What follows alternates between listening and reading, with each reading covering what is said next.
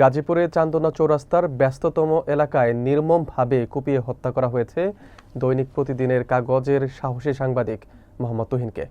বৃহস্পতিবার সন্ধ্যায় এক চায়ের দোকানে যমসম্মুখে একদল সন্ত্রাসী তাকে ধারালোস্ত্র দিয়ে আক্রমণ করে।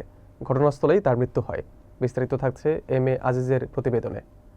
প্রত্যক্ষদর্শীরা জানান, হামলাকারীরা অত্যন্ত পরিকল্পিতভাবে এই ঘটনা ঘটিয়েছে এবং দ্রুত স্থান ত্যাগ করে। সাংবাদিক তুহিন গাজীপুর অঞ্চলে দুর্নীতি, মাদক ও সন্ত্রাস বিরোধী প্রতিবেদন করায় স্থানীয় সন্ত্রাসীদের রোষানলে পড়েন বলে ধারণা করা হচ্ছে।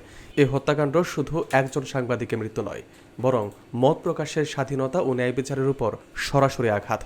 সাংবাদিক তুহিন ছিলেন জনমানুষের কণ্ঠস্বর, সমাজের অসঙ্গতি তুলে ধরতে সদা প্রস্তুত এক নির্ভীক সৈনিক।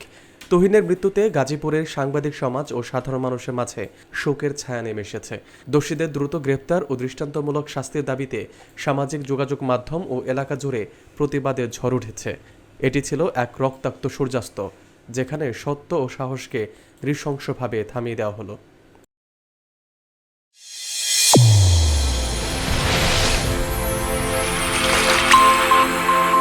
চ্যানেল A1 হৃদয়ের স্পন্দন।